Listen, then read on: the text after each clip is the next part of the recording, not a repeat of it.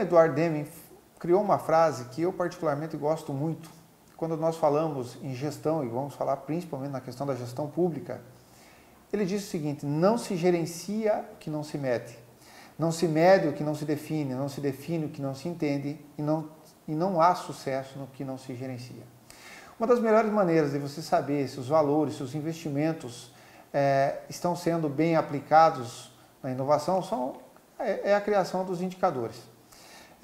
Vocês poderão ver ao longo da apostila vários gráficos e alguns deles chamam a atenção. O primeiro deles é a questão do investimento em pesquisa e a quantidade de pesquisadores por 1000 empregados.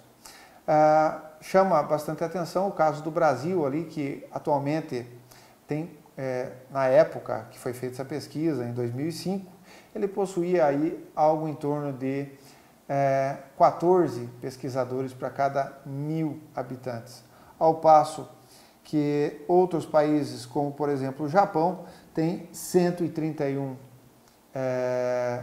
pesquisadores a cada 1000 empregados. Nós temos inúmeras formas de medir o grau de inovação ou a forma como estão se trabalhando as questões da inovação.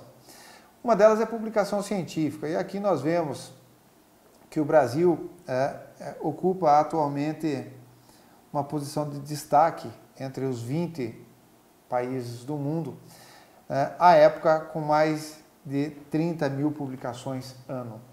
É um valor bem menor do que os Estados Unidos, mas nós podemos ver que ele tem crescido. O segundo indicador é um indicador de patentes, né? Quantas patentes são registradas? E aí nós podemos fazer uma distinção: patentes criadas por pessoas do país ou patentes criadas por pessoas que não são do país, que vêm de fora. Então, também podemos observar aí, através dos estudos, que as patentes nacionais tiveram um pequeno declínio e o número de patentes de não residentes, de pessoas que vêm de fora, caiu significativamente. Inovações em produtos e processos, né? Então, a inovação para uma empresa que já existe, ela pode ser de três formas distintas. A primeira delas, inovação para a empresa, né? Mas esse produto já existe no mercado, ou ele se difunde numa nova tecnologia. O segundo é a inovação para a empresa e para o mercado ou setor, né? Nesse caso, a pesquisa está considerando aqueles que são pioneiros na difusão de novas tecnologias. E, por fim, a inovação para o mundo, né, que leva sempre em consideração uma introdução pioneira de uma nova tecnologia no mundo. Um exemplo, nós tínhamos uma telefonia celular e, durante um determinado tempo, foi criada uma tecnologia chamada de Iridium, que os telefones celulares poderiam ser usados em qualquer parte do mundo. Então, eles eram detectáveis, mesmo sem ter torres, na região eles eram detectáveis porque eles eram via satélite. Tá? Ainda nessa unidade 2, nós vemos que existem 4 tipos de medir a intensidade do investimento, né? A primeira delas é uma alta intensidade tecnológica.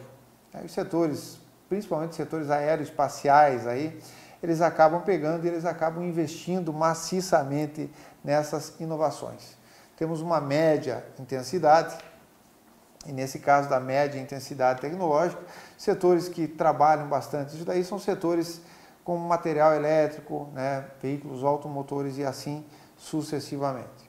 Podemos ainda observar nos nossos gráficos os dispêndios com a alta, média, baixa e baixa tecnologia, aonde os países que têm uma renda e que têm uma capacidade maior de pesquisa têm uma alta densidade ou alta intensidade tecnológica. Os padrões setoriais, né, dentro das diferentes nuances que nós encontramos em pesquisa, nós temos alguns padrões setoriais. Por exemplo, os dominados por fornecedores, que são compostos predominantemente por empresas de pequeno porte.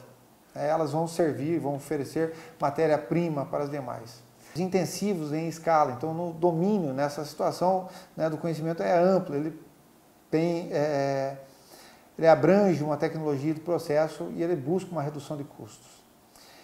Fornecedores especializados são empresas normalmente de pequeno porte que detêm um conhecimento e fornecem matérias-primas. E por fim, os baseados em ciência, né, que são aqueles de materiais eletrônicos, de comunicação e de equipamentos em geral.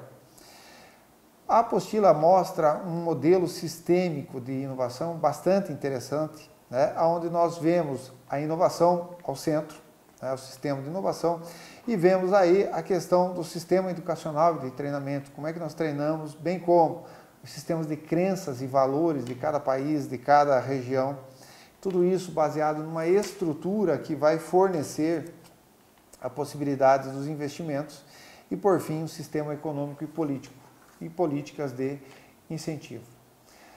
Nesse módulo é interessante vocês prestarem bastante atenção na questão dos arranjos produtivos locais, que são empresas que se organizam, né, que cooperam entre si e buscam o desenvolvimento de uma determinada região, de um determinado produto ou de um determinado processo.